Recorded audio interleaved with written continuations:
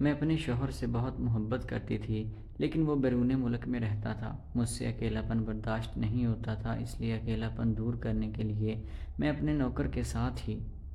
میرا نام نگینہ اقبال ہے، میری عمر اس وقت 35 سال ہے۔ میری شادی کو 6 سال ہو چکے ہیں۔ میں نے شادی لیٹ عمر میں کی تھی۔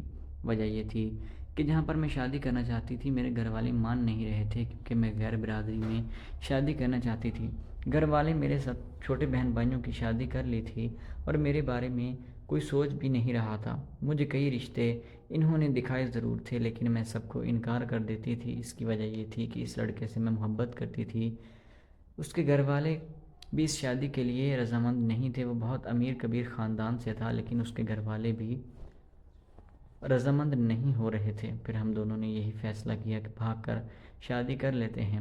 میں نے اور اس نے پھر بھاگ کر شادی کر لی تھی۔ گھر والوں نے ہمیں کچھ نہیں دیا تھا اور نہ ہی ہمارا پیچھا کیا، بلکہ ہمیں ہمارے حال پر چھوڑ دیا تھا۔ اس کے پاس اتنے پیسے موجود تھے کہ اس نے ایک گھر خرید لیا تھا اور ایک نوکر بھی رکھا ہوا تھا۔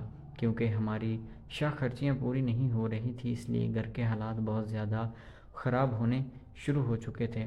پھر شادی کے 3 سال بعد ہی میرے شوہر نے یہ فیصلہ کیا تھا کہ وہ بیرون ملک جائے گا اور وہاں پر جا کر کوئی اچھا خاصا پیسہ کما کر جب واپس آئے گا تو یہاں پر اپنا کاروبار سیٹ کر لے گا اور پھر باقی کی یہیں پر زندگی گزارے گا، وہ بھی میرے ساتھ پیار محبت سے۔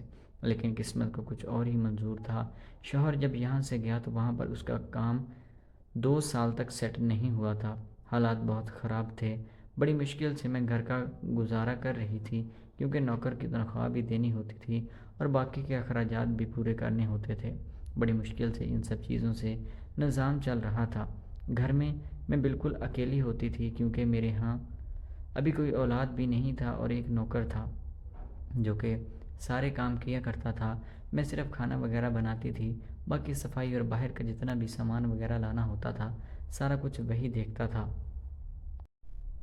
اس کا نام عادل تھا۔ عادل بہت ہی خوبرو جوان تھا۔ نہ جانے کن حالاتوں کی وجہ سے وہ یہاں پر کام کر رہا تھا۔ اس کی پرسنالٹی سے کہیں سے بھی وہ نوکر نہیں، بلکہ وہ تو میرے شوہر سے بھی زیادہ پیارا تھا۔ لیکن پتہ نہیں بیچارے کی کیا مجبوری رہی ہوگی جس کی وجہ سے وہ ہمارے گھر میں نوکر کا کام کرتا تھا۔ اب جب وہ کام کر کے فری ہو جاتا تھا تو میں اسے اپنے پاس بلا لیتی تھی اور ہم دونوں بیٹھ کر کافی ساری باتیں کیا کرتے تھے۔ ہمارے درمیان اچھی دوستی بھی بن چکی تھی۔ وہ شادی شدہ نہیں تھا۔ گھر والے اس کے لیے لڑکی ڈھونڈ رہے تھے، لیکن کوئی اچھا رشتہ نہیں مل پا رہا تھا، کیونکہ لڑکی والوں کی یہی ڈیمانڈ تھی کہ لڑکا کوئی اچھا کام کرے۔ اب وہ بیچارہ یہاں پر میرے گھر میں نوکر تھا۔ شوہر سے میری بات وغیرہ ہوتی تھی، میں ہر وقت اس سے یہی کہا کرتی تھی کہ مجھ سے آپ کے بنا نہیں رہا جاتا۔ میری زندگی بہت برے طریقے سے چل رہی ہے، کیونکہ پیسے ویسے بھی بالکل ختم ہو چکے تھے، اور رہی بات سکون کی تو سکون تو میں نے دیکھا ہی نہیں تھا، کیونکہ میرے شوہر میرے پاس موجود نہیں تھے۔ جس کام کی وجہ سے میں نے ان سے شادی کی تھی وہ کام بھی نہیں ہو پا رہا تھا، کیونکہ میرے شوہر بہت ہی مضبوط اور طاقتور مرد تھا، جو کہ مجھے سکون اور اطمینان کی بلندیوں تک لے جایا کرتا تھا۔ اب جب وہ چیز میری زندگی سے مکمل طور پر ختم ہو چکی تھی تو میرا تو حالت بہت خراب رہنے لگی تھی۔ مجھے ایسے تھا جیسے نشے کی لت لگی ہو۔ میں بالکل پاگلوں کی طرح برتاؤ کیا کرتی تھی، لیکن وقت کے ساتھ ساتھ میں نے خود کو سنبھالا، لیکن وہ چیز میرا پیچھا چھوڑ نہیں رہی تھی۔ مجھے بار بار طلب ہوتی تھی۔ دن تو میرا جیسے تیسے گزر جاتا تھا۔ اب رات کے وقت میرے پاس نوکر بھی نہیں ہوتا تھا۔ شوہر کی کمی مجھے بہت محسوس ہوتی تھی، وہ بھی میرے پاس موجود نہیں تھا۔ ہم فون پر ہی پیار محبت بھری باتیں کیا کرتے تھے، لیکن ایک شادی شدہ انسان کا باتوں سے کہاں گزارا ہوتا ہے، اسے تو ہر چیز اپنے پاس موجود چاہیے ہوتی ہے۔ اب اس لیے بات بہت آگے تک نکل چکی تھی۔ پھر میرے شوہر کو وہاں پر ایک اچھے جگہ کام مل گیا تھا اور پیسے بھی اچھے خاصے بن جاتے تھے۔ اب وہ مہینے کے مہینے پیسے بھیج دیا کرتا تھا اور یہاں پر میں اچھا خاصا پیسہ خرچ بھی کرتی تھی، اور نوکر کو بھی اس کے پیسوں سے اضافی دے دیا کرتے تھے۔ وہ میرا شکریہ ادا کرتا ہوا چلا جاتا تھا۔ وہ بھی بہت خوش رہنے لگا تھا۔ میرے پاس بھی کسی چیز کی کمی نہیں تھی۔ اب بات صرف یہاں تک تھی کہ جو کمی یا تنگی مجھے تھی وہ صرف یہی عادل ہی پوری کر سکتا تھا۔ شوہر میرا اگر یہاں پر آ جاتا تو وہ کیا کام کرتا؟ پھر میں نے عادل سے بات کی کہ دیکھو، عادل میں تمہیں کسی چیز کی کمی نہیں رہنے دوں گی، جتنا میرے سے ہو سکا میں تمہاری مالی طور پر بھی مدد کروں گی، اور کوشش کروں گی تو کہ تمہارا رشتہ بھی کسی اچھی جگہ پر ہو جائے اور تمہاری شادی بھی ہو سکے۔ لیکن میری بھی کچھ مجبوریاں ہیں، میں گھر سے تو باہر نکلتی ہوں اور نہ ہی مجھے گھر سے نکلنے کی اجازت ہے، لیکن تم سے میں ایک بات کرنا چاہتی ہوں، وہ یہ کہ میرا شوہر میرے پاس موجود نہیں ہے، مجھے اس کی بہت زیادہ طلب ہوتی ہے، اگر تم میرا یہ کام کر دو تو میں تمہیں کبھی بھی مایوس نہیں کروں گی۔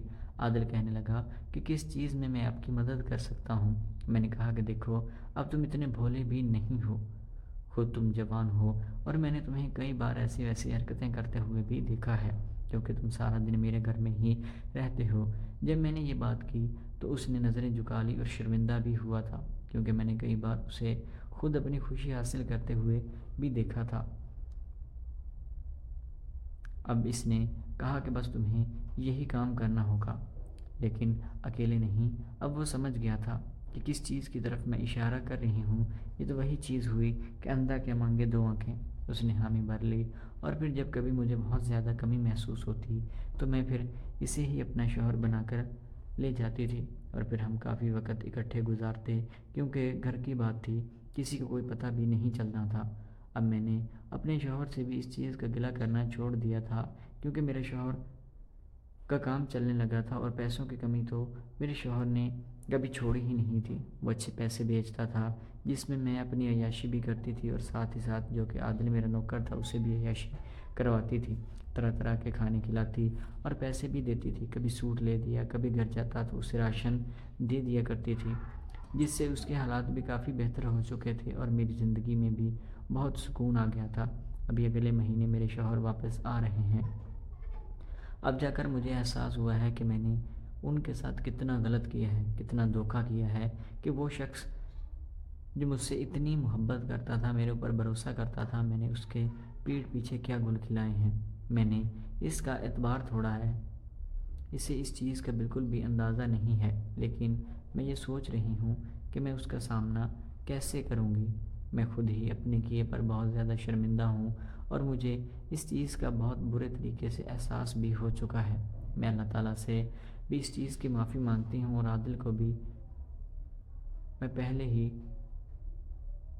منع کر چکی ہوں کہ جو چیز ہمارے درمیان ہوئی ہے اس کو ہمیشہ ہمیشہ کے لیے بھول جاؤ، اور کبھی اس چیز کے بارے میں سوچنا بھی مت۔ وہ مجھے ہاں کہہ کر چلا گیا ہے، اور اس نے یہ بھی وعدہ کیا ہے کہ وہ یہ بات کبھی کسی کے ساتھ شیئر نہیں کرے گا، اور جب میرا شوہر یہاں پر آ جائے گا تو اس سے اجازت لے کر وہ یہاں سے ہمیشہ ہمیشہ کے لیے چلا جائے گا۔ باقی اللہ تعالیٰ سے دعا ہے کہ اللہ تعالیٰ سب کی بہن بیٹیوں کی عزتیں محفوظ رکھے، اور جو میں نے کیا ہے مجھے اس کے لیے معاف فرمائے۔